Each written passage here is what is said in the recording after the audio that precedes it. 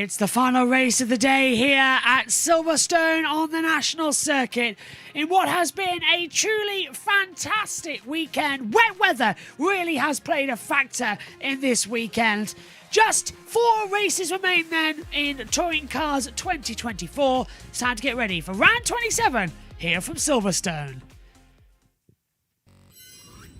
Hello everybody, so race 1 was won by Tom Ingram, race 2 won by Jake Hill. Who's going to take race number 3? Even Ash Sutton getting a drive-through penalty. So much more interest and intrigue is coming up about this one. We really don't know what is going to happen. It's the last race here at Silverstone. 2 weeks' time, we're going to be trackside at Brands Hatch for the final race of the year. It's going to be absolutely amazing. I can't wait for that. But let's head down to Steve Ryder. Jake Hill's day so far, and his luck was in with the reverse grid draw as the rain starts to fall around this national circuit at Silverstone a little bit more heavily now. This is the grid that we're left with after Jake Hill drew number 6 and put Chris Smiley on pole position. Dan Camish will be alongside. But he's elevated Tom Ingram to the second row alongside Josh Cook. Colin Turkington is right there alongside Jake Hill. Then Adam Morgan, Dan Zelos, Aaron Taylor-Smith and Sam Osborne. And I'm with Paul and Jade, and we're looking at the rain falling outside. And yeah, this is just what this extraordinary day needs, isn't it? Yeah, it just started to sort of dry up. I've just done the Porsche sprint race, and the slick tyres were just coming into their own by the end. And I've just texted Tim as I was leaving saying, nope, rain again. So yeah, on wets and to the grid they go. Yeah. So I mean, how does this? I mean, obviously it's rain tyres. I mean that option has really gone out of the window. It is wet out there. Yeah, it's wet enough. We've just seen a picture. I mean, look at all the people outside behind us. They're all umbrellas are up, and it's got to be. You just got to stay out of trouble now. If there's any water that's going to hold in places, you've got to be careful of wheel spin and everything now. It looks proper winter now, doesn't it? So I think we just have to. For the people who are up for this championship, they've just got to stay out of trouble. And yeah, this will be the making or the breaking, I think, of them if they make a mistake. Smiley and Dan Camish on the front row. It's not bad for Tom Ingram on row 2 with these conditions and his form. No, it's not at all, and it's swung back towards obviously Ingram with Jake pulling the number 6. So it's now Ingram's potentially to lose, but Camish will be fired up for this one, and so will Smiley. Smiley's obviously been successful in this championship. He's now on pole, so he's not going to be caring much about championship contenders that are around him. But like Paul said, it's just they've got to stay out of trouble. They've got to score points because, like I said at the start of the show, a DNF today will be a huge damage to the title fight. Yeah. OK, the grid is assembling, and so too are the touring car legends. And I think Lou is down there with Matt Neal and also Jason Plato. Get those two together is quite an achievement. Yeah, 2 touring car legends, and they're still causing trouble as well, poking each other and messing about. Jason, we've spoken to Matt previously. We know he's been here helping out Chris Smiley. What are you doing? Come for a day out or a little bit of work? I have come for a day out. First time I've been back in, best part of 2 years. So I'm helping out Nick Accelerate. I've had a good day, actually. It's quite good fun. It's good, isn't it? Matt, quick word with you. Your man Chris on the front of the grid. How is he?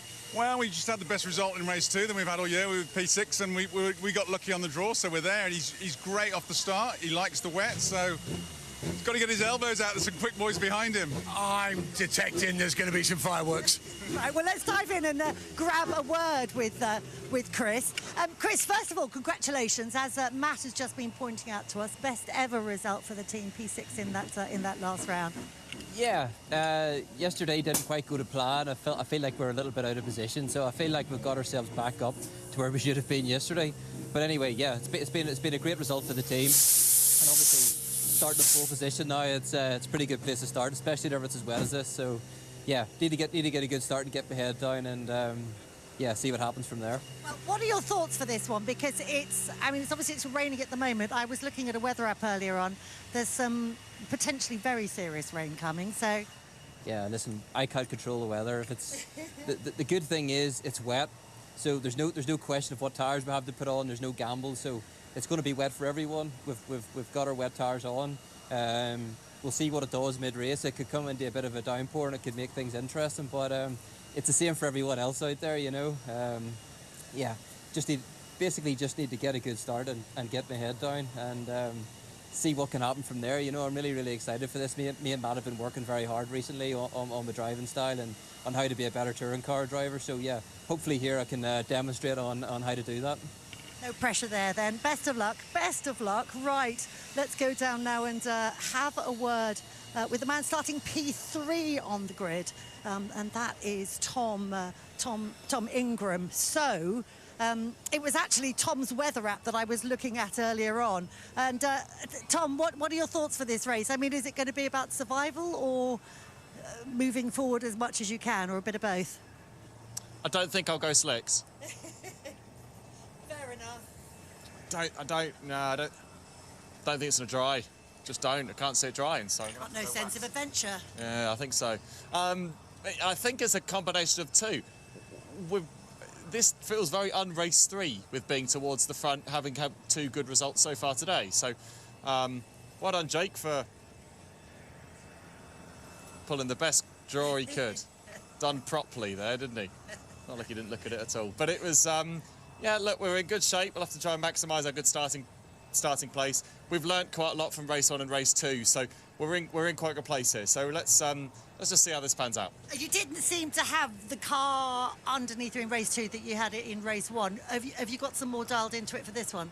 Say that again, sorry, I had a message come through. The car didn't look so good in race 2 as it did as good 1. Have you made changes? Yeah, so a couple of tweaks between... The trouble is it's a different circuit every time we've been out. This is more similar to how it was in race 1, which is good because we've at least got some data to baseline it off. We know exactly what it was that was our issue in race 2, so I'm hopeful that we can rectify that. We were probably there, very close to being there as well in race 1. So just from the outlap there, it feels loads better. But I'm mindful it's an outlap. Let's wait and see when we get going. Okay, good stuff. Right, I just want to go around to the back of Tom's car. And if you see here, so Bristol Street Motors ran a little competition that you could put a message on the back of the car. I don't think anybody anticipated that would be the question. So let's say hello to Mr. DB and Claire. And actually, Claire, it was you that put that question on there. I've got to ask you, what was the answer? You're smiling. What was the answer? Yes. Yeah, thankfully. Apparently it's the correct answer, apparently, so I've done well. How exciting, though, to do this at a British Touring Car Championship event. Were you you had no idea this was coming, did you? Whatever. So she's obviously good at keeping secrets. Yeah. Well, congratulations to you both. I think that's fantastic. Right, I think I have time just to get a bit of a jog on, and I want to see if I can have a quick word with Dan Zelos, who, in only his second touring car meeting, has been having a really, really, really good time. We're really making a good impression. Dan, you are learning every time you go out in this car, aren't you? How are you feeling for this final race? It's in at the deep end, really, with these conditions, isn't it? Yeah, definitely. You know, I didn't expect to be looking at 3 BMWs right in front of me, especially someone like Jake Hill. So, no, it's been an absolutely fantastic weekend. The Macklin Motors card's been phenomenal. I couldn't have asked anything more from the team. I just want to bring it back in one piece now and try and stay around where we are, but anything's possible. This is British touring car racing. I mean, and given, obviously, you had the issue in qualifying, which put you right to the back of the grid, to go from there to P10 in race 1, that was a really good result, and another one potentially on the cards here. Yes, definitely. Race 3 is always a bit more hairy, so you know, I've got to keep my eyes open, and hopefully we can make some paces forward, be nice, but if not, stabilise position. Great stuff. I will get the door shut, let you get yourself ready for this. Mindful of not getting too much moisture in the cars because the rain is really starting to come down quite heavily now. So we are going to head off for a quick break, and when we come back, what looks like it's going to be a very soggy third touring car race of the day will be getting underway. Don't miss it. Yeah, thank you, Lou. It really is quite wet out there. The conditions are they are appalling. Let's get that straight away right now.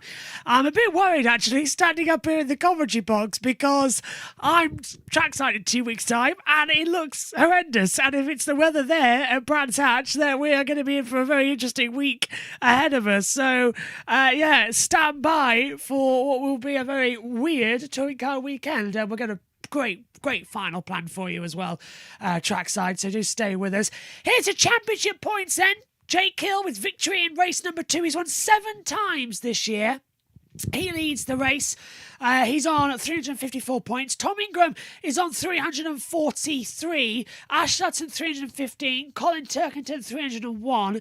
Dan Camish 296. Josh Cook 287. They're 67 points back. Mathematically, they are still in the title hunt. Realistically, it's a top 2 fight between Hill and Ingram. Sutton, 39 points back. Depending on what he can do in this next race, that's going to be the critical one. But we're not expecting, unfortunately, him to do well after getting that drive-through in the second race of the weekend. So, ideally, keep your eyes focused. It's going to be wild. It's going to be mad. It's exactly how we like to see it. And this is how the British Touring Car Championship is going to adjust, regroup, and get going again. It's going to be absolutely fantastic. So stay tuned here on JB Motorsports for all the action for round 27 of the Quick Fit British Touring Car Championship. We are almost underway. Yellow flags have been circulating out here on the circuit as well as we welcome you up to the box. We'll keep the race control messages just below us up here as well in the booth so you know what's going on. But yeah, just getting some slight information that the yellow flags keep flying out there on the circuit so that they're unsure whether or not the conditions are superb or not. Megan's right, this lead is loose on this microphone, so I'll hold it up here. But yeah, so we're unsure what's going to happen next, but let's head back over to get it ready for the session. We're going to have David Addison and Tim Harvey. But first of all, we'll hear from the wonderful Steve Ryder, who's going to introduce us to the show. So here it comes then. Round 27 here at Silverstone. The rain is falling pretty heavily around the national circuit at Silverstone, and the touring car action will finish in the way the day began, a battle against the elements, but it's still a battle for vital championship points. Round 27 of the Quick Fit British Touring Car Championship. Back in the commentary box are Tim Harvey and David Addison. And we look down on a very wet circuit ready for round 27 of the Quick Fit British Touring Car Championship, for which the drivers are about to be released onto the formation lap. Green flag shown, and Chris Smiley is the man who accelerates away. And you can see how much rain has fallen with the little patches where the cars have been, and how much dry that part of the road is, and how the rain is still bouncing off the ground. It's raining heavily as well. Survival. Now the drivers at a slightly higher speed from the pit lane round to the grid get a look at the circuit, and it's a different circuit in as much as a lot more rain has fallen in those last few minutes, and so now they get a chance to discover just how wet it is. We've already heard on the grid from Dan Zelos, but he's had a great day, and now, Dan, one more race to go at Silverstone, and it's a very wet Silverstone. What does it feel like? Yeah, definitely wetter than earlier.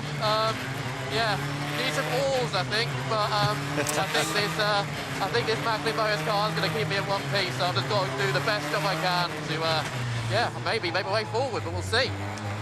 Are you racing for yourself in this, or are you there to try and keep people behind and give Tom Ingram a chance for the championship, or is it both elements? At the end of the day, Team Bristol Street Motors gave me this opportunity. I owe it to them to do the best job I can for the team, but ultimately I'm also a racing driver. I'm here to win cups, so we'll see what we can do. Well, you've certainly made a lot of people sit up and take notice today. Dan, good luck. Thank you very much. So Dan Zelos, who is going to start 8th on the grid here. He's had a 10th and an 8th place over the course of the day. Right, Chris Smiley then, Tim Harvey, at the front of the grid. Now, we know that Chris can win races in touring cars. We know that he's a feisty driver. This is the rest of the grid, and then we'll reflect on... Yeah, well, Chris Smiley has pole position then in the restart racing for the first time. Dan Camish alongside him. Tom Ingram starts 3rd on the grid. Alongside him is Josh Cook. Then row 3 is Colin Turkington and Jake Hill. Adam Morgan and Dan Zelos has row 4. Aaron Taylor-Smith and Sam Osborne row 5. Rob Huff and Ash Sutton have row 6, with Dan Rowbottom and Mikey Doble on row 7. Andrew Watson is on row 8 alongside Scott Sumpton. Row 9 sees Aidan Moffat alongside Nick Holstead. Row 10, Darrell de Jong is alongside Tom Chilton. Let's head back over there to the World Feed and get the thoughts of the guys. This, of course, is based on how they cross the line. That means that 10 laps worth go to Chris Smiley, 9 to Dan Camish. Tom Ingram gets 8 laps, 7 laps for Josh Cook, 6 for Colin Turkington, 5 for Jake Hill, and then it's 11 laps for Adam Morgan, 12 for Dan Zelos and everybody else behind. Chris Smiley's chances from pole position then, what do we think? Well, he's definitely got a chance, but it would have been better if he'd finished 12th and everyone in front had been reversed, because he's got 4 of the top 5 in the championship in the places immediately behind him. Had it been a greater number, there might have been a few other slower cars potentially behind him. He's going to give it everything. He knows what it takes to win. He won't be intimidated by them for sure, but he's got some very fast cars around him. Conditions now very much like race 1. Which, remember, Tom Ingram won. Yeah, and it looks perhaps even wetter, although it's been a long day and memory fades. But Chris Smiley wasn't going that rapidly through Cops, but he's getting the pace up a little bit now. There's a fine line, I suppose, between being vigorous and going quickly to get the warmth of the tyres and dropping it when it is so wet. But you want as much warmth as you can. Yeah, we haven't had a safety car yet either. No, not the word yet. Yet. I just got the feeling it's third race. There's a few people really want to go forward. Jake Hill had a bit of a slide coming in the shot there. I think you're right. There's a lot more standing water, and the potential for incidents is quite high. Especially given that you've got people like Ash Sutton or Rob Huff trying to work their way through from lower down on the grid. And Tom Ingram, of course, starting third. Now, Tom seems to go well in any type of weather. Josh Cook fourth. You've got some big names, as you say, at the pointy end of the grid. It's always going to be a good race 3, we know that. It's going to be good when you jumble up the grid, we know that. Then you throw horrible weather at it. Yeah, I mean, the points for me are we've got exciting conditions, unpredictability, Chris Smiley going for a win. We've got Tom Ingram trying to sort of eat into that 11-point deficit to Jake Hill, and then we've got Ash Sutton to watch from the back, or from further back. So those are the 5 or 6 points of the race. How many did I say that I would have? Oh, lots. Exactly. Many. Yeah. Yes. Yeah. Plus, there are other people like Dan Camish who think, well, I've got a chance of a race win here. And well, Dan won the last race at Donington, race 3. He'd love to win another race. Yeah. But I'm sure if he can help Sutton, he will as well. And Aaron Taylor-Smith keeps saying we're not far from being able to win a race. You know, it would be a fairy tale to turn around his weekend if he can come storming through, because he will have the full 12 laps of hybrid. Chris Smiley, 10 laps worth of the extra hybrid power. And up to the grid he comes. Very long 2 laps in. So they were all a bit worried about what we're going to see and what the conditions are like out here. It's almost abysmal. I don't actually know what's going to happen next in terms of will we have a red flag in this session. There was, unlike race 1 where it stopped raining and race 2 when it was drying out, race 3 is now properly wet. There is a shine across the circuit. Sterling Moss once said, stay on the shiny bit, because then you know you're on the track. The grass doesn't shine, you see, so stay on the shiny bit, you'll be okay. Lined up on the grid then, there's Ash Sutton crawling in, water literally dripping off from the car as it comes to a standstill. I wonder how far we'll get in this one then.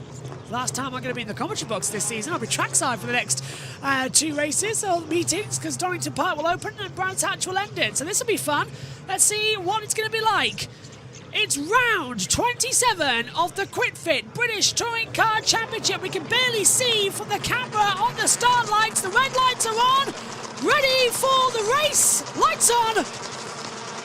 Lights out, we're racing. Good start from Chris Smiley. Great start again from the BMWs. No matter what the conditions are, they get away brilliantly. Smiley comes across. Camish going down to the inside line. Ingram's trying to go round the outside. Smiley's gone from first to third. It's a 4-way battle. Ingram's going to take the lead of the race. Tom Ingram leads as a wall of spray and horrific amount of water gets thrown up. He can barely see. There is going to be aquaplane like crazy. It's raining really heavy. Camish locks up. Goes to the inside. Goes straight on.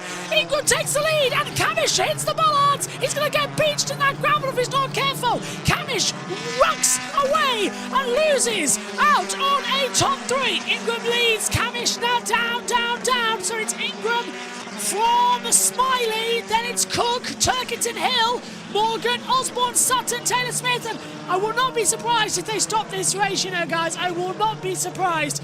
The amount of water is getting really tough out there. It's literally rivers out there on the circuit. I'd be very surprised if we don't see someone spin off an aquaplane into the barriers at this point. Ingram leads at the end of lap 1 then from Smiley in second, Cook third, Turkington fourth. Yeah, Aaron Taylor-Smith down 2 places. Rowbottom's up 3. There's Ingram. And the rain is getting... Oh, and Cook's aquaplaning. Cook's nearly hitting Smiley. They're aquaplaning now. This is for sure going to have to be a red flag. The level of water is too much. They're aquaplaning on accelerating, coming out of Cops. Got a spinner in the middle of the pack. Spinner there. Safety car. Is it out? Well, it says it is. Oh, and off goes Smiley. Smiley can't stop. He's gone straight on, and he loops it round. No one can stop. No one can stop. They've got to. This is surely a red flag situation. Well, we're seeing safety car on my monitor, but nothing's flashed up on the timing screens as things stand. Hill, Sutton's up to third. Sutton is up 9 places. He gets through on the inside of Jake Hill. Cook still leads this race. So Ingram leads, Cook second. Then we get Sutton, and then it's the BMWs, Hill and Turkington. I really don't like these conditions right now. I will be very surprised if they don't red flag it. Ingram into turn 1. He's the first to meet these conditions. If this was Formula 1, the race would be stopped. Touring cars, I'm surprised we're still going. They're aquaplaning on the straight. And Turkington straight on. Turkington's aquaplaned. He just keeps it out of the gravel trap down at Cops Corner. Surely this is a red flag now. The BMWs are the best in the wet conditions, and they're all off. They're all off. Camish coming back through, and they're all having to brake so light. Turkington aquaplanes again. Camish coming through, and is there a spinner? I can't quite tell. Yeah, look, they're all saying stop the race. They're all saying stop the race. This is ridiculous. We're going round in a swimming pool. The North Sea has less water than Silverstone right now.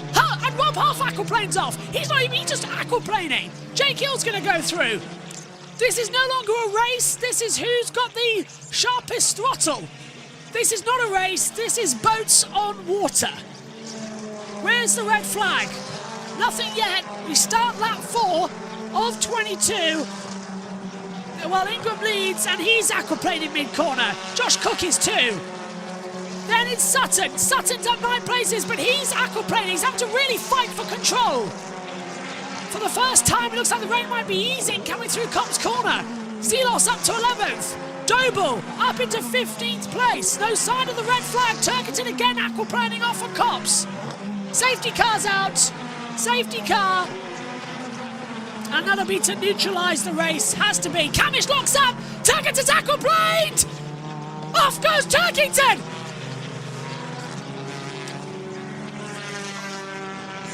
Turkington off and beached in the gravel trap. And surely the red flag has to come out now. The safety car was out before Turkington aquaplaned. This is ridiculous. This is not touring cars. This is an abomination. Turkington is out of the race, and that really damages his championship. He'll only have 308 points. He is done in touring cars this year. Moffat's also disappeared. He's in the pit lane. Turkington beached. I wouldn't be surprised if he's saying over the radio that this needs to be a red flag. He's utterly beached it. He's aquaplaned under braking. The safety car will bunch the field up. The JCB will get there. They're not seriously going to consider restarting this race, are they? Now, Turkington can receive outside assistance because he's in a dangerous position. He hasn't got... he's getting out of the car. He's getting out of the car. It's done. Turkington's out of the race. We head over to the ITV. It's before, wasn't it? We saw several moments before at Cops and at Beckett's. You watch here, the car is snaking already on the water. It just can't. In fact, it was Morgan in front of him was also snaking, wasn't it? But once the car gets lifted up on a layer of it's water, the wash. the tyres yeah. are no longer in the. This was coming out of Cops already, so it already had a moment coming out of Cops, or is that? Yeah, and there's Morgan going past now, and also it's the wash. That's Osborne gone through. So watch there. No way he can stop the car. No way he can stop the car. Can't even steer the car. The water just hits you. It's like a wash effect, just straight down. And there was another spinner as well coming through Cops Corner, and that's Scott Sumpton in the other restart racing. So he lost it through Cops as well. I will be extremely... well, we haven't had a safety car today. There's the safety car getting deployed. I will be... we're on lap 5 now, on lap 6. Rain's getting heavier. just red flag it. Red flag it for a little bit. See if it'll clear up. Then we'll go racing again. We don't need... Yeah, it's getting very bad now. Just put the red flag out and see where it goes. See if the weather changes, and if it does, we can restart. Light's not an issue just yet. If we need to red flag it, we can. But race 3 definitely being the worst opportunity right now. White flags out as well as yellows. Down at Beckett's hairpin. Rain just pelted down. I've never seen... This is, if you remember, back at Thruxton in 2012, the level of rain we had there, this is similar, if not worse. It is just... It is a proper flood. Now, if anyone on JBMotorsports who joined us at the season opener in Donington this year, the race, the whole day was delayed due to rain exactly like this. It just would not stop. Floods everywhere. But also we had this on media day. But the cars can't deal with it. The water is just everywhere, so they red flag. We haven't seen anything yet. Oh, and another car aquaplaned off in front of Chris Smiley. So that must have been Aidan Moffat in the Toyota Corolla. The aquaplaned. That's ahead of Camish. 2 cars. Yeah, they just got no grip. They're aquaplaning. And let's take a look at the start again. Well, it was a great start from Smiley initially, but then the front-wheel drive of Camish really sped up, and it was Tom Ingram from 3rd position. Just got practically the seas literally parted for him. Round the outside, was able to keep the speed on the line. He got the lead beautifully. Jake Hill was in a battle with Josh Cook, and then a little bit of aquaplanes further back. Lap 7, I think they're going to go to half distance and then throw the red flag, you know. I generally think that's what's going to happen right now. We might just be running, and the safety car is picking up so much standing water, it will be irresponsible to go back to green flag running. Now, we need to complete laps, so it's got to be a red flag situation.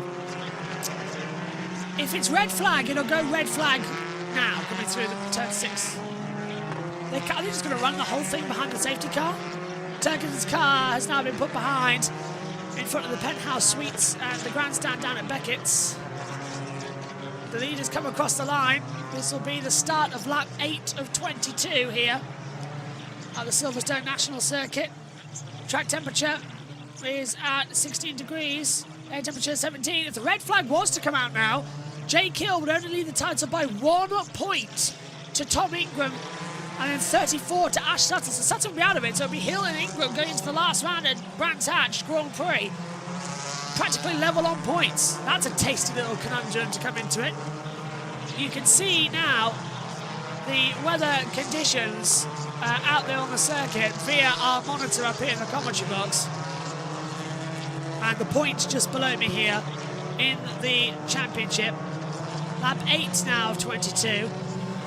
No sign of the rain stopping, no sign of it getting easier, no sign of the safety car coming in. Turkington's car's been recovered.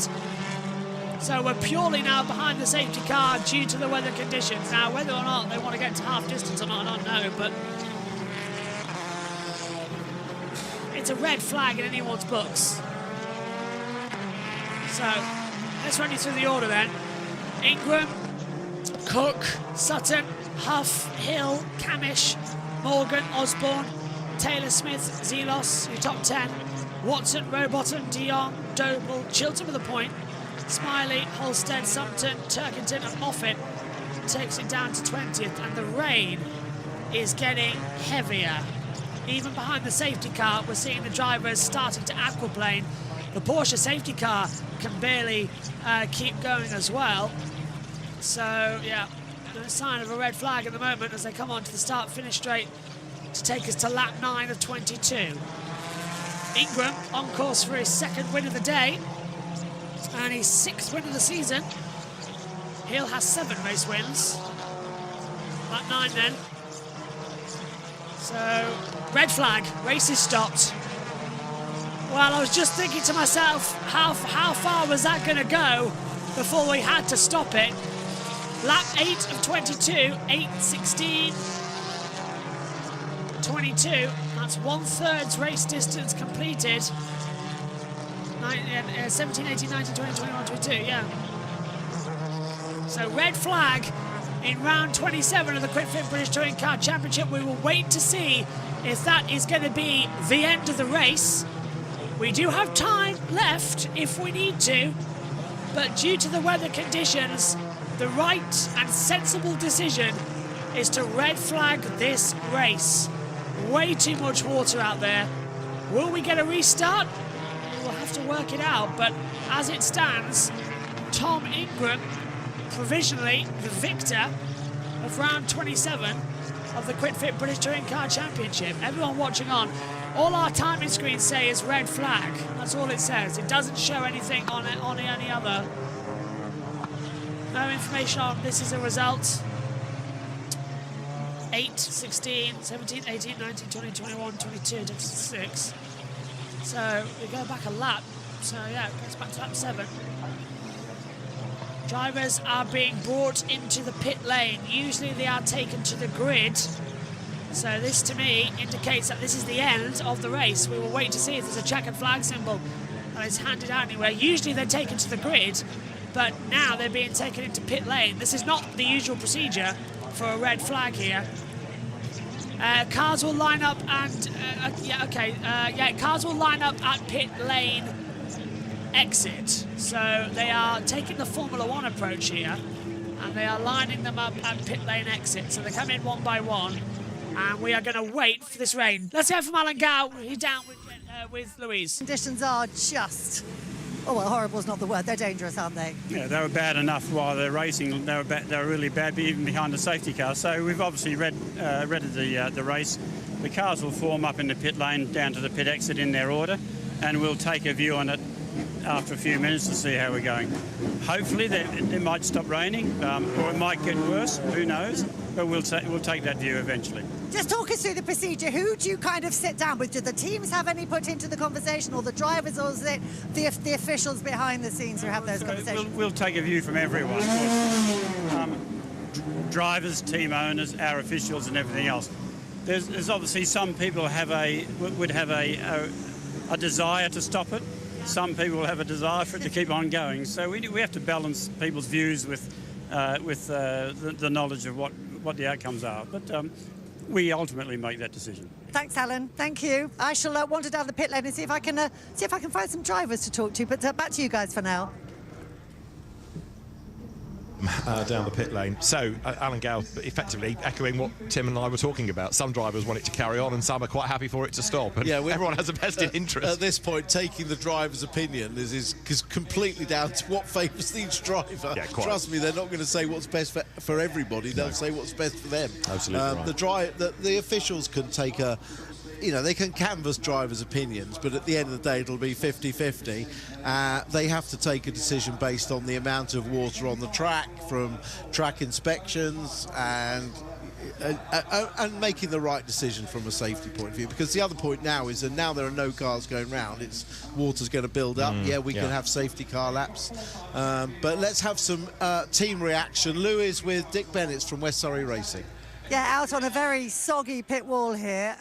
Dick, let's talk us first of all through your thoughts on Colin's incident there. We could see the issues he was having with the standing water. All of our three drivers have said it's dangerous. It's too wet, the aquaplaning, and the front-wheel drive has an advantage because all the weight's on the front axle. The rear-wheel drives don't have that, so we felt it should have been red flagged earlier because all of our three drivers were complaining. And the problem is, you know, we have to pay for all the repairs. So, and it's a shame, you know, race 1 and 2 are great, but this is, you know, it's too dangerous. What are your thoughts? I mean, it's carrying on raining. I guess it's only going to get worse, really, rather than better, isn't it? It's just as heavy as it was, if not heavier. Jake come on the radio, said it's getting worse. So it's too risky. So the problem is you could wait half an hour, and then it'll be dark. So, yeah, I honestly don't know. It's a tough call for, you know, the clerk of the course and Alan. But, you know, we're one main car down already, so, you know, we don't want to see any more damage for anyone, not just our cars, but for anyone on the grid. Thanks, Dick. We're at Brands in 2 weeks' time, so, yeah. All right, thank you, Dick. Back to you again, Tim and David. Louise, thanks very much. So, yes, down in the pit lane, teams talking to their drivers. I wonder whether Dan Zelos might be up for a quick word with us while he's sitting in the pit lane. Dan, if you can hear me, if you're not busy with the team, how bad was it out there? Yeah, that was really bad. Yeah, that was a race 3.5 for me. The car just doesn't want to carry on going straight. The straight lines are scarier than the corners. So, yeah, eye-opener for me, that's for sure. Some of these guys have, yeah, a bit more confident than me in these conditions. As I'm live on TV, I won't say any more. Well, you survived it. Was it getting worse? I mean, was the amount of standing water increasing? Was it the spray? Was it everything that was making it so treacherous? Yeah, you know, I couldn't hardly see the car lights in front of me, and it was, the aquaplane was so bad. And then when obviously the safety car came out, we were clearing less water because we were going a lot less quickly as well. So the standing water was getting worse and worse. So yeah, unless the rain completely stops, I'm not so sure about restarting at the moment. Final thought, what about light? Because, you know, it's late in the day, it's getting a bit gloomy anyway. The last thing you need is to be racing in puddles with the light fading, I guess. Yeah, definitely. You know, my car's still got 4 corners on it at the moment, and I want to keep it that way. Dan, you've had a good weekend. Well done thus far. Let's see if we go racing again. We'll leave you in peace for now. And as we do so, we'll leave Dan Zelos. We'll stay with Team Bristol Street Motors, though. Spencer Aldridge, Tom Ingram's engineer, is with Louise. Yeah, absolutely. And funnily enough, it was with Spencer and Tom that I was looking at the radar chart before this race. So we knew this was coming. Is this as bad or worse than you thought it was going to be looking at that at the radar? It's pretty similar. This is exactly what the radar said was going to happen. Pretty much exactly the time. So we knew it was coming. We'd set the car to compensate for that. We've had a really good pace in this race. We finally got the car working in the wet nicely. We were happy to go for it and push on. Tom's saying the conditions now, as the kind of the rains come in, the standing water out there is really bad and pretty dangerous, really. So you're actually thinking, I was just speaking to Dick Bennett, and obviously for a rear-wheel drive car, it's particularly difficult. It's slightly easier for the front-wheel drive. You've got a bit more load at the front, so you get a bit more grip. But you're even of the opinion you quite like this race to be ended. Well, I suppose, yes, you're at the lead at the moment, so that will work quite well for you, wouldn't it? Absolutely, but just on a safety standpoint, there's a lot of standing water out there. These guys are, you know, for someone of Turkington's calibre that's having issues and spinning off, it's pretty dangerous. For me, we should be stopping and giving us full points. Have you done that calculation? Because we have to reach, just talk us through what position or how many laps we have to have gone through to actually, for full points to be awarded. We're debating that now. We've got the team managers with the regulations out. We're trying to figure that out and get back to exactly what we need. I always thought it was 50%, but we'll soon find out. All right, thanks, Spencer. Start me up playing in the background with the DJ here, but whether we're going to have any starting up going on, I debate. Back to you guys. Thanks, Louise. Right, so at least the party mood is starting somewhere as the rather bedraggled teams consult their drivers. Quick look out of the window would suggest that the rain is still falling. Right, let's try and talk to Aaron Taylor-Smith next. First of all, we can say well done on being the independents champion. And we can also ask exactly how horrible it is out there. Let's start with the good bit, Aaron. Yeah, I feel like ticking a box and winning a championship is something that I will forever live with. You know, I'm so incredibly proud of myself, proud of the team, proud of all my sponsors for making this a reality. The track is so sketchy. like it's probably one of the times that, like, it's making me laugh, but also, like, I am sideways at like 130 miles an hour everywhere. So it's good fun, not the nicest thing, but it's a good laugh. I'm intrigued to know how you can race in these conditions, like the spray and the gloom, with a tinted visor. I mean, everything must be a voyage of discovery. Do you know, I feel like I'm just so used to using the visor. Don't want to let you see my eyes, that's the thing. But no, like, and plus, if you could see my eyes, they're on stalks trying to see what's going on. But yeah, the spray, these conditions, I would hate to be in the judicials trying to figure out if this should go live again or what we should do. You know, would I go again? It's probably pretty dangerous, but I love a good laugh. Well, I was going to say, nothing ever phases you, Aaron. We know that. No, just hold on for dear life. Do you know what I mean? So I'll go. If you want to put me on slicks now, I'll have a go and see what happens. The mind boggles. Is it as bad all the way around? I mean, I know there are only 4 corners, but is there one bit of the circuit that's worse than anywhere else? you know, it's a really weird thing to say, but the straights are the worst. I feel like the water isn't dissipating off both the start-finish straight and then the back straight. So genuinely down the straight, you're pulling 6th gear, you'll catch a big puddle, the rear dances, the front dances. I tell you one thing, I would not like to be in a BMW. So at least when I go sideways, I can just hold on the throttle. Because I saw Jake and Adam jump out of the car and run off, probably to have a little cry in the truck, I would say. But it is sketchy. I definitely wouldn't be like. So it's a. We'll see. We'll see what comes of this. Fingers crossed. Aaron, you've done well this weekend, as ever. Let's hope when we do go racing again, it's a good outcome for you. Thank you. We'll leave you in peace. Appreciate it. Thanks for dropping in. So Aaron Taylor-Smith then for Power Match Racing. Right, the thoughts of Ash Sutton then. Let's go down to hear from some of the drivers. Louise is with Ash. Yeah, it's nice and warm in his car as well. It's the warmest place at the moment, isn't it? I mean, Ash, we're obviously... Let's talk first of all about that start for you, because that was something quite special under normal circumstances, let alone in those conditions.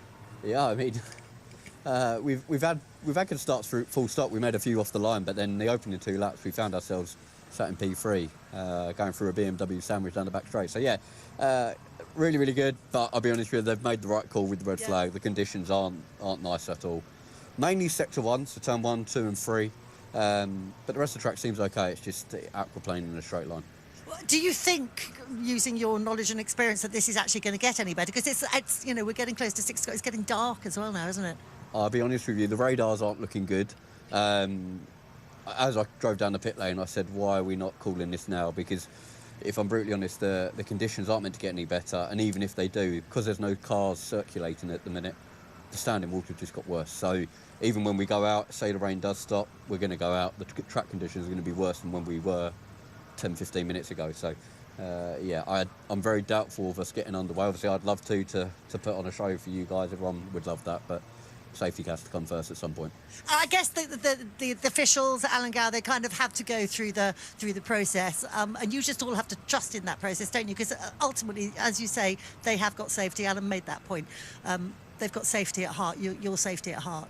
Yeah, they have, and they're very good at making these calls. But what is very good, they do listen in to what us drivers are relaying back. So they'll be listening in to what we're saying at the front, where we're really pushing, but they'll also listen in to what the guys at the back are doing, where there's a lot more spray and the visibility is much worse. So for sure, they'll be listening to what we're saying and making a call on that as well when the safety car's going around. The driver there and the co-pilot is obviously assessing track conditions as well. Have they been in touch with you since? I mean, as Tony said, Alan would like to get your opinion. What's the thoughts? Because we've seen that at other races. He'll, take you and other drivers out around the track to get your views. Yeah, for sure. Obviously, our messages have been relayed on to the TOCA team and race control. So, obviously, they're listening to feedback from drivers. Thank you. I'm going back out into the cold and wet now. I'll shut the door, let you stay nice and warm and dry. Thanks, Ash. And we have a course car out on the circuit at the moment, so the race officials are doing a lap. Okay, it's at a slower speed, it's in a road car, not a race car, but they're going out and having a look at the puddles and doing a number of flying laps. I would say the rain has eased for what that is worth, but Ash makes a valid point. While they've been stationary for 10 minutes or so, those puddles have just filled up. Yeah, and all the drivers saying it's worse on the straights than in the corners. The reason for that is in the corner, the car's loaded up. You're putting weight on the outside tyres and they dig in better. On the straight, there's very little load on the car, and you're hitting all the puddles at full speed. So course car out doing an inspection, just trying to see who's in that. I think it's Ian Watson driving it. Yes, clerk of the course. Might be one of the stewards as well. Yeah. Yeah, interesting. The thing about, I mean, rear-wheel drive cars do lift up, and they are a struggle. But of course, and the front-wheel drive cars have more weight on the front, but they actually have less weight on the rear. It's the clerk of the course, Ian and Alan Gow. Is the race leader. He might be the race winner. I guess, Louise, he's quite happy for this race not to get going.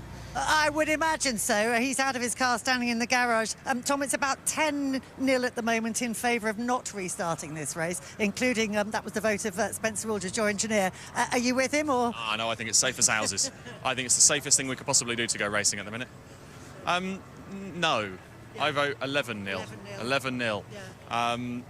Yeah, it's not good. Just talking to Alan then, the trouble is it's not going to get any better. If you look at the forecast, it's not going to improve. However, I'm acutely aware that everyone's going to be saying, of course you want to stop it, you were leading the race. And that's true, I was, and I would like to stop it because it was getting a bit sketchy. The trouble is we have to go to 50% race distance to declare it a result, but 36, 50, yeah, same sort of thing, isn't it? We could round up here, I think. So you've been doing the maths, because when I spoke to Spencer 5 or so minutes ago, they were still kind of calculating how far. I forgot what are we at percentage-wise, and or did you just make that up? I just made it up. Okay. What I've learned over the years is if you say something with enough conviction, people believe it.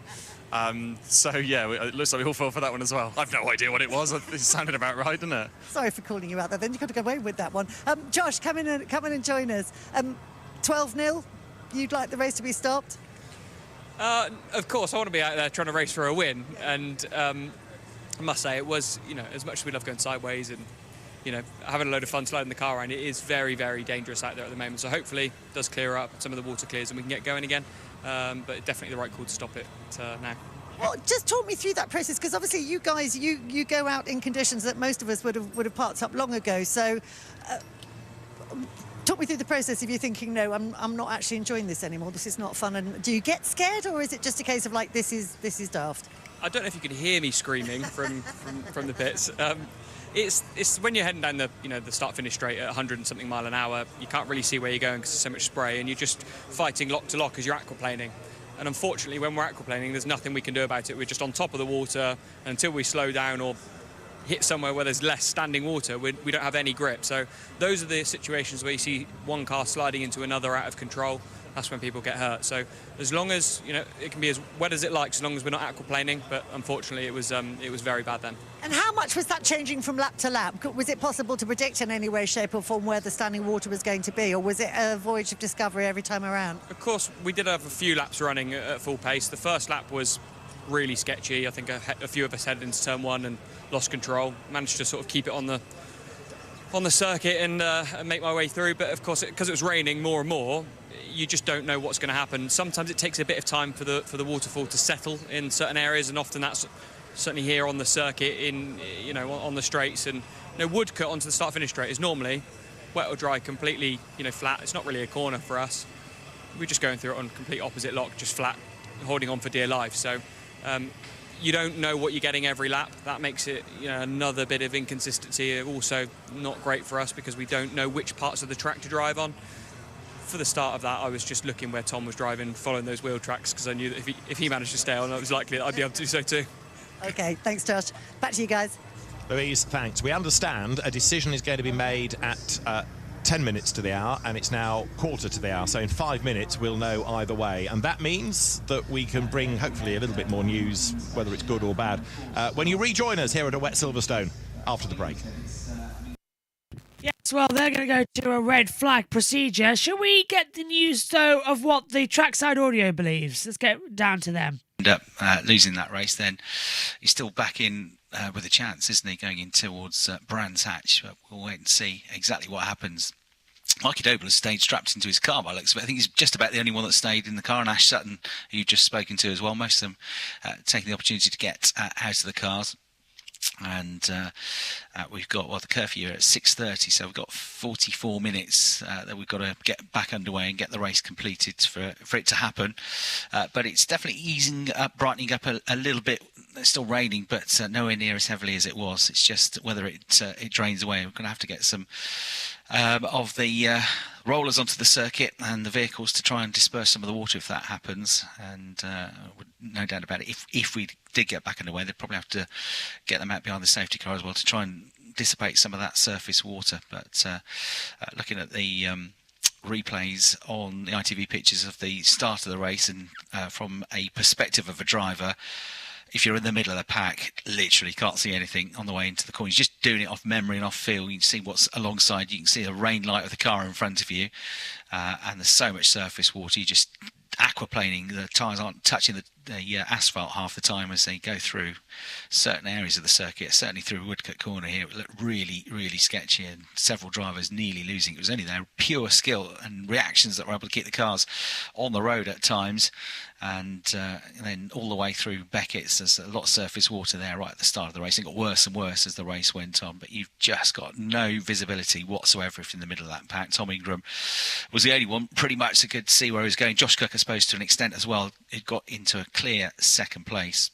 And Tom Ingram would love this to have been happening later in the race and it to be null and voided and a race win, and you'd go into the Brands Hatch weekend with a point between the top two in the championship. But that is not going to be the case as it stands. Whether we'll get yeah, well, we'll find out shortly. We're about to get the information. Let's rejoin ITV. Are we going for a red flag or are we going for a restart procedure here in round 27 of the Quick Fit British Touring Car Championship? Rain delay out here. This was round 27 of the Quick Fit British Touring Car Championship, and hopefully it still might be, but dreadful conditions half an hour ago. And the race has currently been red flagged. A decision will be made on a potential resumption, which is not looking good, in about 4 or 5 minutes' time. But what we saw was a great start from Tom Ingram, and then the cars started going off, the likes of Chris Smiley, as conditions got worse and worse and worse. Safety car was needed. Too late for Colin Turkington. Ahead of that, Ash Sutton had stormed up to third, and they were pulled in on lap 9 of 25, and Paul O'Neill and Jade Edwards not looking good. No, it's not, and at the moment it's the right call. Owen and I was just chatting there, and we think maybe could have called it even earlier than they did. The issue's not the corners, it's the straights. Like Josh said, when you start aquaplaning down the straight, you're a complete passenger, and that's what we can't have. That's where people damage cars and injure themselves. So definitely the right call. Tough for those that were at the front, but I'm sure the ones nearer the back and getting the most of the spray will be more than happy with this decision. Yeah. Safety car a little bit late, you feel? Yeah, I think so. Listen, I love the guys who were trying to look after us, but I was sat in here a bit vocal and swearing a bit because I know what it's like to be sat in a car like that, and you're just hoping that they will bring out the safety car to look after you. They've got a difficult decision. Ian Watson and the team are good people. They're not there to, just put us in danger. But when I see them coming through Woodcote, like Josh was saying, that kink, it's just so dangerous. Especially in the BMWs, straight away you could see that they were having big issues. But luckily no one's been hurt and they haven't hit anything. So yeah, it was a little bit late. But listen, I wouldn't want to make that decision, Steve, to be honest, mate. No, the decision is the clerk of the course. Not only decision on whether the race resumes, but on the result that we take from this as well. And it's entirely at his discretion. He'll work out the options and the mathematics. Hopefully he doesn't refer too much to Tom Ingram, who's plucking figures out of the air for obvious reasons as well. I mean, he had a storming few laps. Yeah, the start, I actually just mentioned it watching it back. He got an absolute rocket off the line, went round the outside of everyone. I don't know if it was just a good start from him or everyone else was sort of checking up, I'm not sure, but he absolutely got away. Same with Josh, managed to get through the pack a little bit and follow him, and those two were probably having the best time of it because Ingram had a clearish road ahead and Josh had a bit of a gap. It was everyone behind. The visibility, I've been in one of these touring car races when rain is heavy and you honestly can't see anything, and the camera shots actually make it look better than it is. It's, invisible basically. We have just heard that they'll be restarting in 5 minutes, going out behind the safety car to Wrong explore decision, the kind my of conditions. opinion. And, it's another option. It's trying everything to get this race completed. I mean, you've got to say that in support, but the safety issues are huge, aren't they? They are. Yeah, me and Jay were just chatting then. They are. Listen, that is a good call. Safety car. Are they trying to get them to complete, as many laps as they can to see where the points will lie then? I don't know, but there's a lot of fans out there as well. And we want to see some racing, but if the chatter from the drivers to the team managers will then go back to Gow and Ian Watson and everyone else there. So yeah, we'll be good. But we got a curfew at 6 o'clock, so at the end of the day, they've got to get off the track at 6. And it's getting dark now. I want to go home, mate. Yeah. I think the plan is, or the understanding is, that 3 laps will get them to 50%, and they can call the result at that point, which is why Tom Ingram is getting his helmet on so quickly, I think. I mean, he must be supportive of that. It's a great option for him. Yeah, you're never going to please everyone. You know, if you're Jake Hill or a contender that's a bit further back, you're going to be saying, well, hang on, I've got no opportunity to make any progress here, and we're just basically handing the win to Ingram. He's obviously worked for it, but you're never going to please everyone, and I think that the aim of the game is to get the race underway as safe as possible, and they can go out under safety car, radio through, and give some feedback as best they can. But yeah, it's a tough decision either way. Yeah, so we're probably thinking that it's a restart in order to generate a result rather than generate a race. I would think so, yeah. And sorry if anyone's seeing me at home on my phone in the studio, but I'm just getting messages left, right and centre from everyone. Safety car restart, like you said, 17:55, 3 laps at least behind the safety car. So that would then, like me and Jade were talking about off air, that would probably generate a 50% race distance result in half points, maybe. But it won't do much to clear the track of the standing water.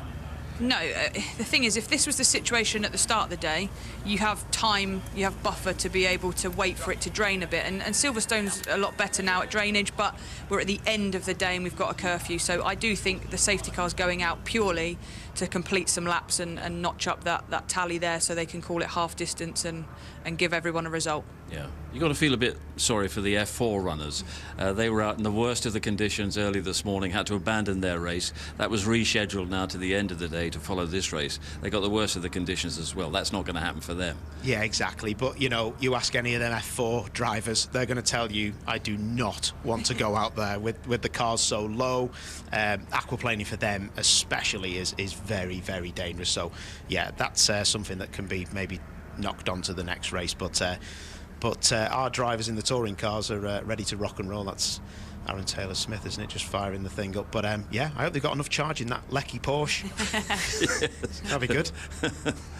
Right, they're all set to go in some sort of form or another. Let's go back to Tim and David. Thank you, Steve. Okay, so red flag came out and we've been under it for a while. To give you a total information, red flag has been out for 17 minutes 27. Red flag's been out for 27 minutes, just ticked over. Safety car was out for 7. We were green flag racing for 4 minutes. So we've spent half an hour behind the red flag. Now we're going out for what will initially be, I think, just a 3-lap rundown, and then a result might be given.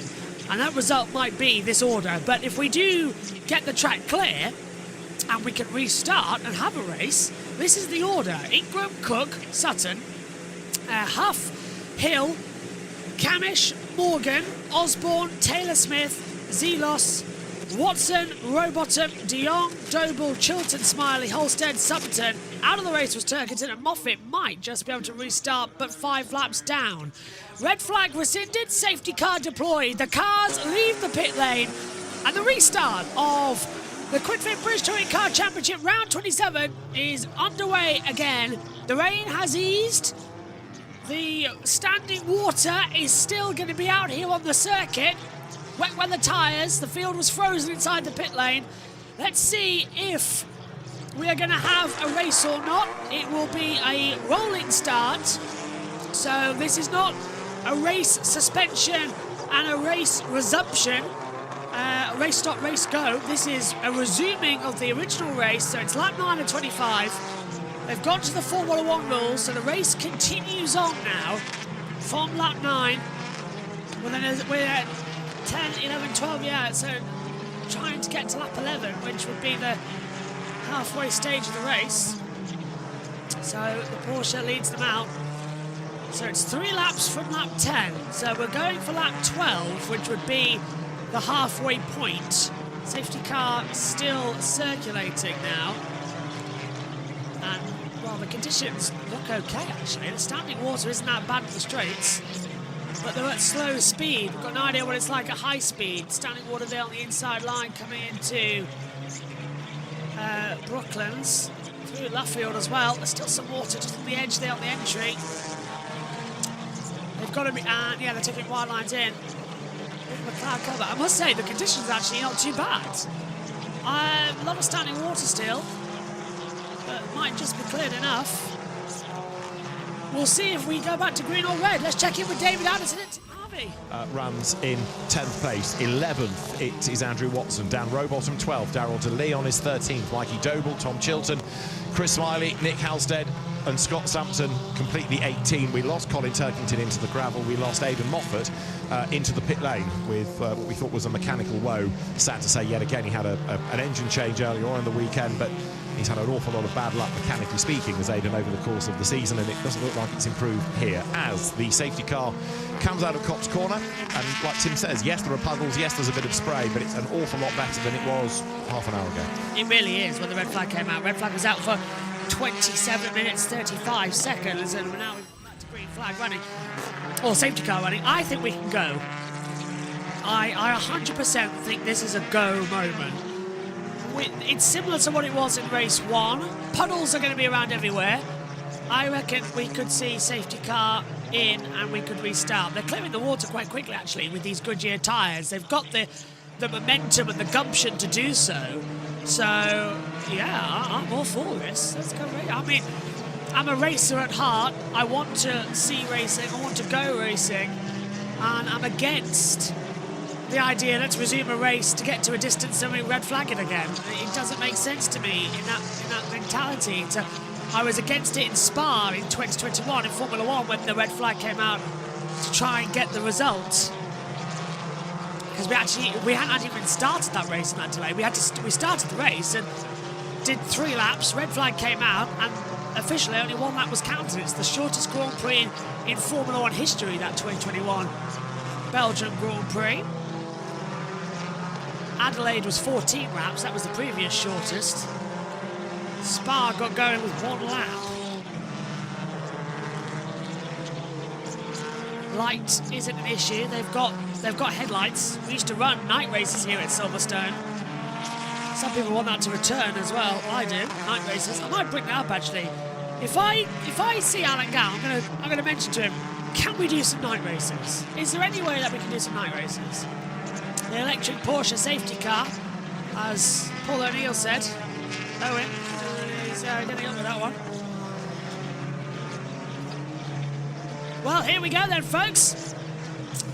We're coming on to lap 12, and this will be the 3rd lap behind the safety car. So watch out to see if the stewards say, that's it, red flag or not.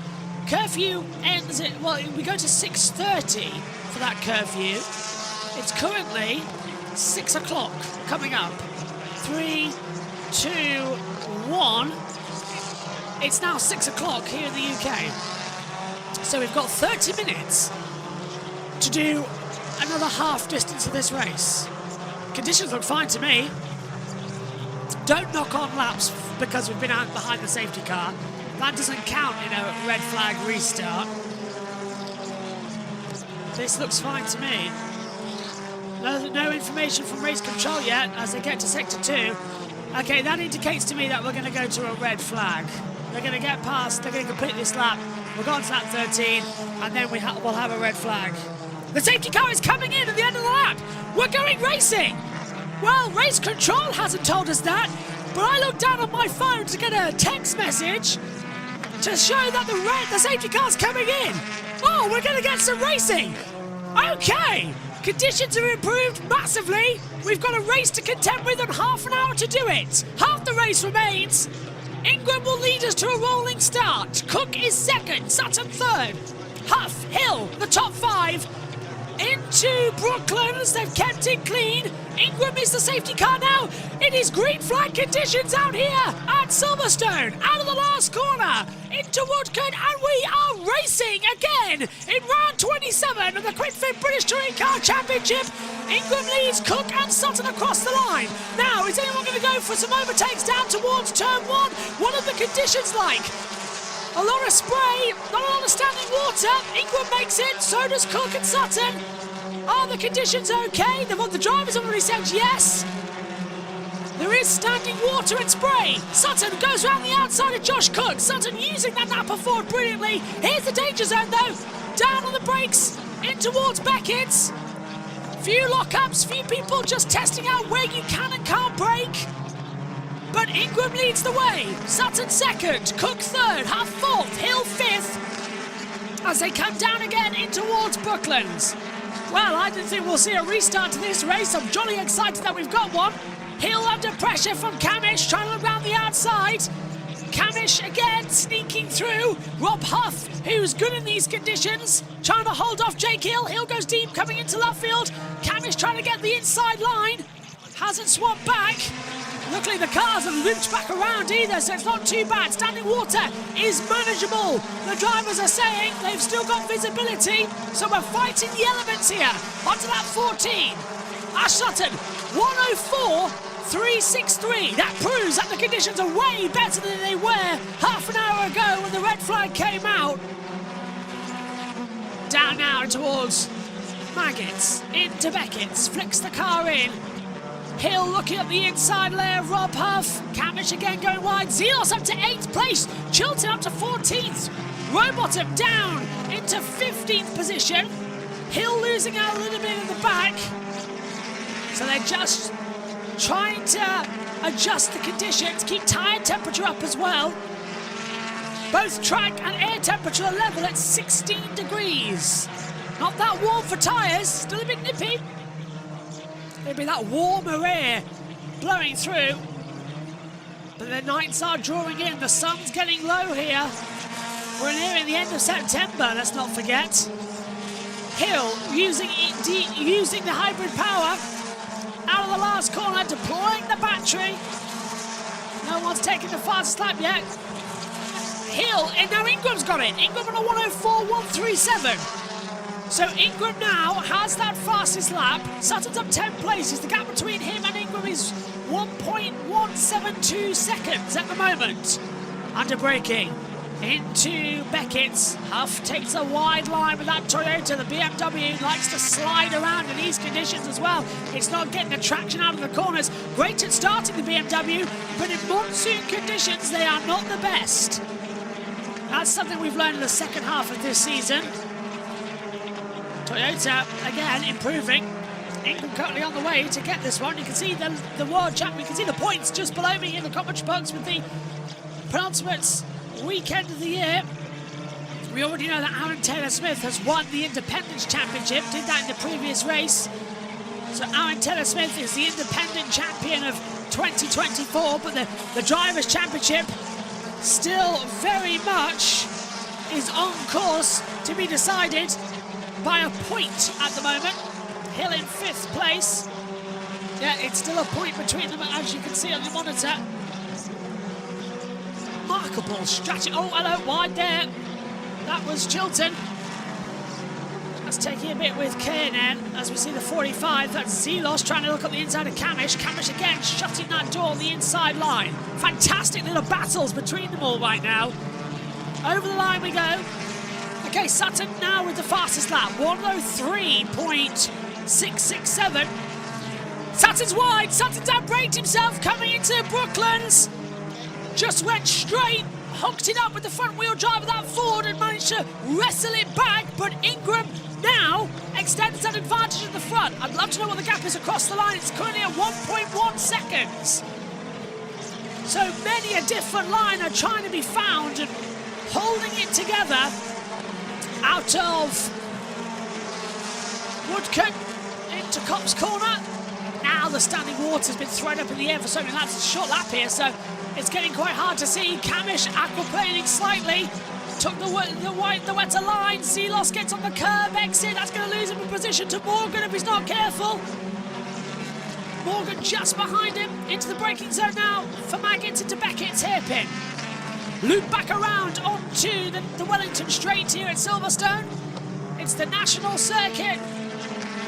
Camish and Zelos in a battle, 6 seconds between them. Ingram leading Sutton at the moment. Down a couple more gears as well. Throwing it into Brooklands. Taylor Smith up to 9th, passes Sam Osborne. 18 riders left in this race, remember. Moffat's out of it. Turkington crashed out. Brought up the red flags because of the weather conditions. Red flag was out for half an hour. Race would go for 50 minutes, like an old day touring car race. Ingram and Sutton are now level together. The gap is 0.4 of a second. Sutton is so much faster in these wet conditions than Tom Ingram. Hybrid power getting deployed as they touch the brakes now, ever so slightly, gently.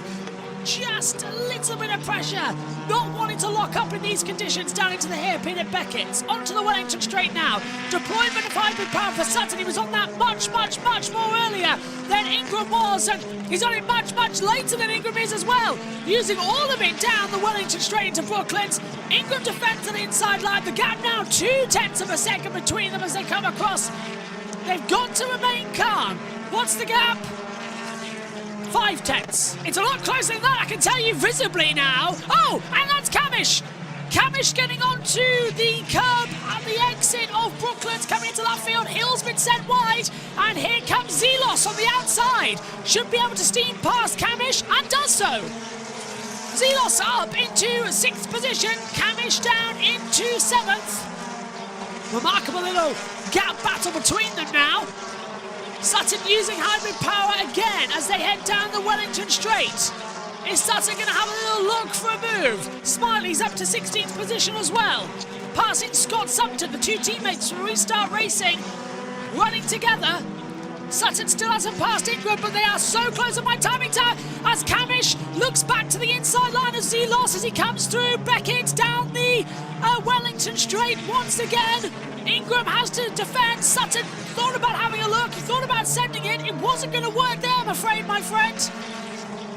The gap in the championship would be 1 point between Hill and Ingram, but if Sutton can get ahead of Ingram in the remaining laps, then he'll get himself right back into title contention going in to Brands Hatch in 2 weeks' time. Over the line we go again. Cook's on hybrid power. Ingram now doesn't need to look behind him, just look forward. Keep your eyes on the distance. A loss of concentration at this moment would send him off the circuit. As Huff gets contact, Zelos spins Huff. Huff drifts round, saves it massively. Sutton's on the inside of Ingram. Coming into Beckett on the inside line, hasn't worked out, tries to switch back. So Zelos up to 6th, Huff down into 8th, Morgan got through.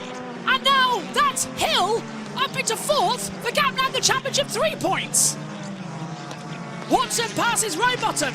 Smiley down into 16th. He's lost 15 places in this race. Let's take a replay, Tim Harvey. What happened at lap?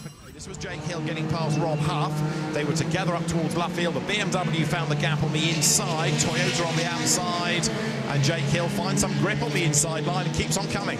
Yeah, good move, good move. Oh, well, yeah, bit of hip and shoulder, as they say, and Huff was out onto the grass. Yeah, Huff was everywhere. That's why he's dropped so many places in this race. Lap 21 and 25, we are going to finish this race. It's taken us a while, but we will get the end of this touring cars. Cautiously, wildly. Actually, cautiously accelerating, not wildly, just cautiously at the moment. They don't want to spin off the circuit.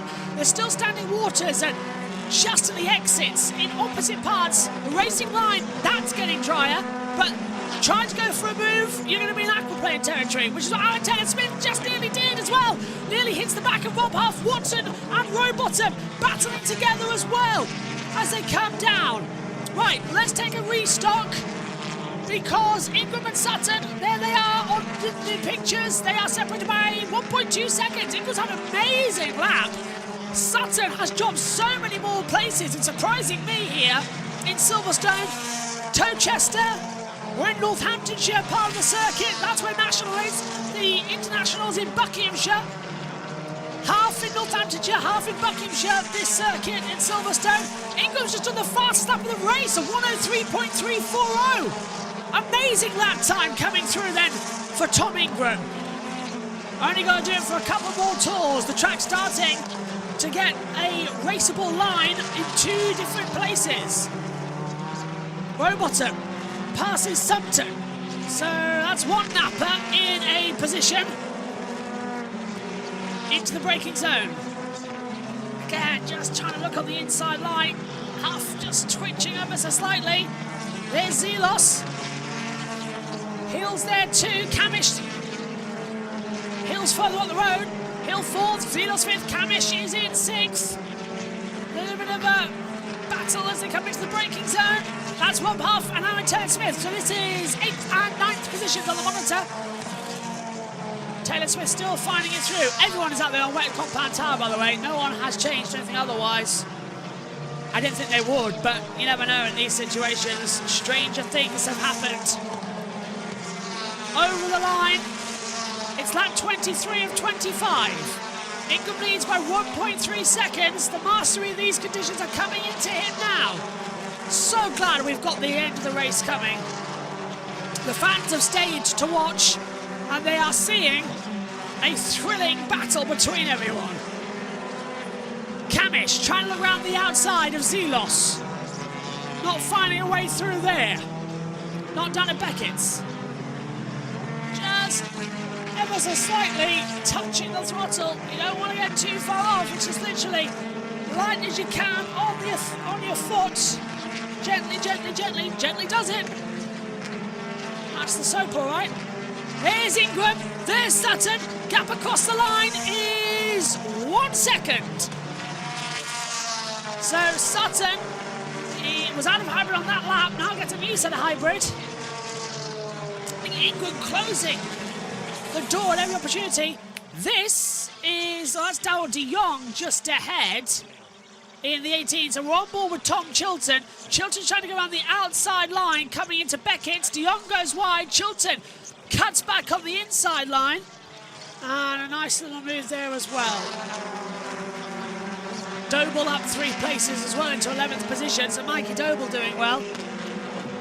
Smiley down 14 places. Turkington was on 19th now. Moffat's out too. 18 run in this race. Coming up then for the last lap. The last lap coming up at Silverstone. This will be my last lap in the commentary box for touring cars until round 2 next year. Because I'll be trackside at Brandon, trackside at Donington. Zelos going wide, Kamish going wide too. Zelos trying to come through on the inside, nearly locks up. What an amazing run from Zelos, honestly. Final lap here at Silverstone. Kamish gets a good exit, coming out of Woodcote onto the National Straight. 0.7 of a second. Sutton's trying to close everything he can. Dan Zelos is doing absolutely amazing, can I just point out as well, for Bristol Street Motors. But it's another Bristol Street Motors that's going to have the advantage here. It'll be a 2-point lead. It'll be Hill on 367, Ingram on 365, Sutton 332.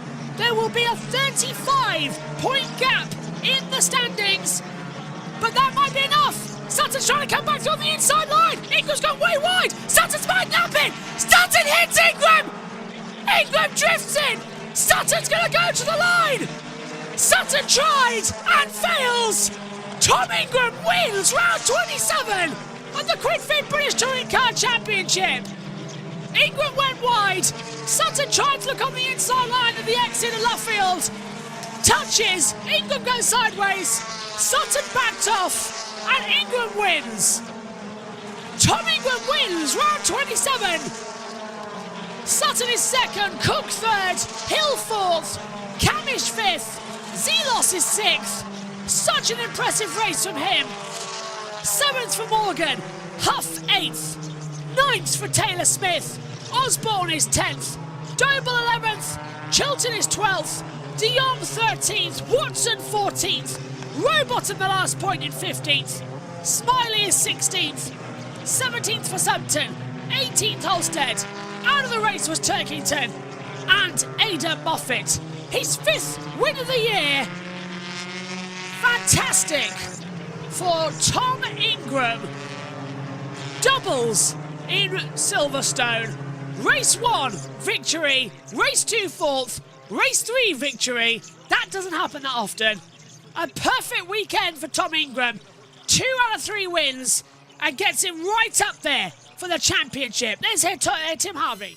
Wide alive, and they make contact. Fortunately, he didn't spin out. It looks worse from that angle, I must say, but fortunately he didn't spin Ingram out, and when they came across the line, Sutton gave him a big flash of the lights, which is to say respect and good racing I appreciated that. So, Tom Ingram, Ash Sutton, Josh Cook will make their way to the victory area. That's Tom Chilton coming down the pit lane, and Mikey Doble, Jack Sears Trophy champion. Remember, that is for drivers that have not had an outright podium at the start of the season. Well, he was on the outright podium second at Alton Park back in the summer. Oh, so close to a win. Only lost out to Jake Hill on the last lap of the last race. So a good job done by Mikey Doble, not just today, but all season, even though it was a troubled start to the day when, of course, he didn't do race one with that turbo issue. Round 27 of the championship won by Tom Ingram, Ash Sutton taking second and Josh Cook third. It's Jake Hill fourth ahead of Dan Camish, with Dan Zelos in sixth place. Adam Morgan seventh, Rob Huff eighth, and yet another independent win for Aaron Taylor-Smith, the new champion, in ninth. 10th, Sam Osborne.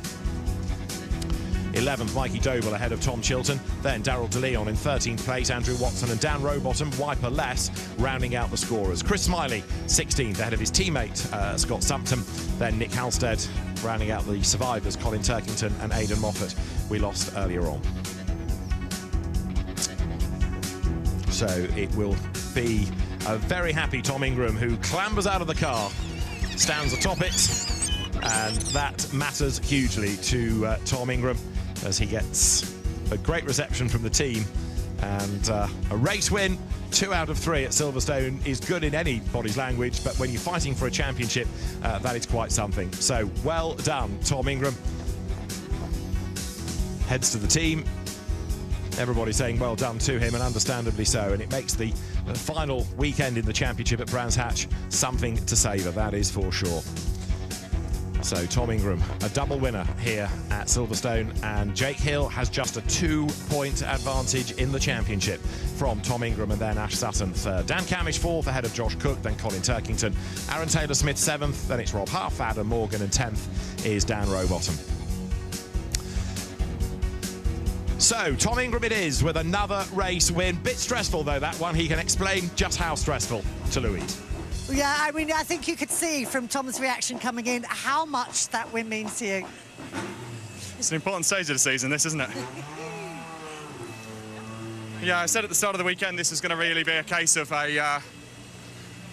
shaking. This was really going to be a case of a sort of a starter before the main course. Silverstone does that to us every single time. It creates this sort of hype and buzz and excitement before we go into the finale, and it's absolutely lived up to that. We absolutely needed that. The cars felt fantastic in that last race. We struggled in race one, and as I said to you on the grid, I think we knew what we'd done wrong. And it just shows, case in point then, you know, the car felt superb in the wet then. Absolutely phenomenal. So, as Team Bristol Street Motors, fantastic. So pleased. I tried to play the hybrid game as much as I could. Tried to let Ash close up and let him have as much as I knew. Similar to race one, I just had to count the laps down. And if I could count the laps down so when I could race to the end, I knew we'd be equal and we'd be all right. So, yeah. Fastest lap as well, but boy, that so nearly went horribly wrong on that last lap. You got the fastest lap too, but it so nearly went horribly wrong on that last lap. Yeah, absolutely did. Yeah. I kind of. Yeah. Yeah. Should we ask him about that? We're just talking about that moment on the last lap. I mean, whoa, my heart was in my mouth, so I don't know where yours both were. Yeah, obviously I'm in Tom's complete blind spot there, or right up on the inside, so I don't think he kind of realised I was that far up. But look, it was the last lap. I had to try something, took a completely different line to what we normally take there, and come out alongside him, but obviously the contact there where he come across the nose. So, yeah, really good, really pleased, obviously, coming from P12 to second. Cara had the pace. I just made a couple of mistakes in the middle of the race there, which gave Tom the gap that he needed. It's not just the points you get from that, it's the momentum that it gives you going through to the final round as well, isn't it? Coming off the back of a fantastic result like that, that's just going to G everybody up. Yeah, for sure. I mean, we've had the pace in the car all day. We've come away with 2 fastest laps. I don't know if we nicked it there. I think Tom might have kept it, but so we've had the pace there. We just not had the luck today. So it's a real shame, but like you said, momentum now behind us. We can go into the last round, nothing to lose. Well done, and a quick word with you, Josh. I mean, a podium at the end of what was a really tricky race for everyone.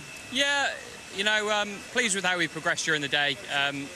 Race one, the car really wasn't, comfortable for me. So, credit to my engineer and the team. They just kept making it a little bit better all the time for me. So, yeah, happy with another podium, but 2/3 today. Obviously, you always can't help but want more, but, we've got to be pleased with that.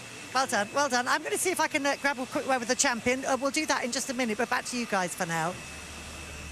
Louise, thanks very much indeed. Well, we had our doubts here in the studio whether we were going to get a race, but congratulations to the organisers for their patience and congratulations to the drivers for their courage as well. It was great to end the day with a proper race and a proper race result, and it also gave us one of the moments of the championship battle so far. Yeah, there was a big reaction on that last lap in here. I think the tables nearly fell over and we nearly went through the windows, but it nearly went very wrong, but that's what we love about it. Ash has got nothing to lose, and I think we need to fear Ash at Brands because he is the underdog a little bit now, and he's going to switch back into the Ash that we know when he was up and coming, feisty, elbows out, and he's going to rock up at Brands and think this is everyone else's to lose and all mine to gain.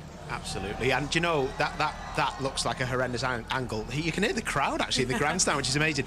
And I did say, and I got into a little bit of trouble that we want to see bashing and crashing. That's not ever what I wanted to see, but I want to see people who want it. Ash Sutton wants it. Yeah, he's trying something on the last lap. That's exactly what we want. We want close racing, but that could have gone so wrong. Yeah, so wrong. Someone else who's won something, Mikey Doble, provisional Jack Sears Trophy winner, and he's with Louise.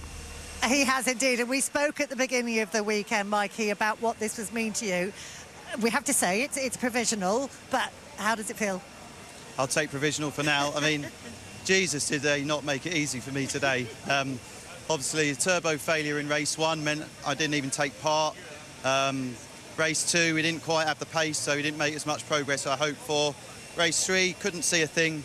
Windscreen wiper stopped working, so that was the toughest race I've ever had. But we had some amazing pace, and we were coming there. But all I had to do was finish, and we did a bit better than that. But unbelievable job all year.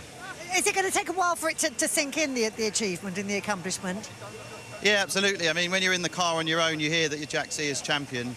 It's kind of just you in the car, but when you get out and see what it means to everyone, it's just an incredible feat.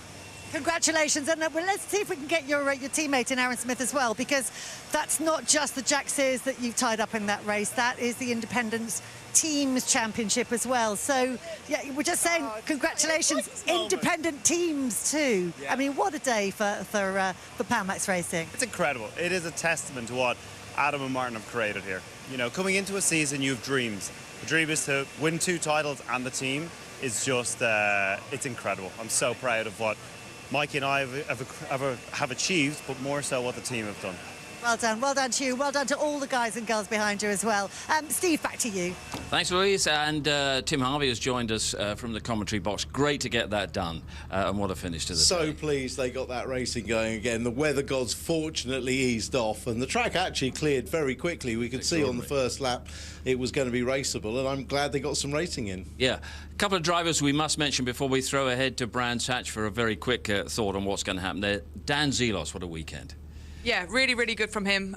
He started his touring car career in the torrential rain, and he seems to have just latched onto that. He's amazing race there. He's getting stuck in. He's playing it safe enough to not cause any issues, and he's just moving forward all the time. And he's been brilliant in every championship he's done. So I'm so glad he's got his chance in touring cars and really showing what he's capable of. So a 2-point margin from Jake Hill to Tom Ingram. They just can't seem to sort of create any daylight between themselves all the way through this battle. No, reality is it's probably a 2-man battle at Brands, isn't it? I know mathematically it's not, but Ash Sutton's going to need a miracle to happen for both of them to have a disaster. But what a showdown we're promised at Brands. It's going to be absolutely fantastic. Yeah, but Ash Sutton's going to be such a big ingredient at Brands Hatch, and he demonstrated that on the last lap with, we've already described it as one of the moments of the championship battle. But how do you hang on to this?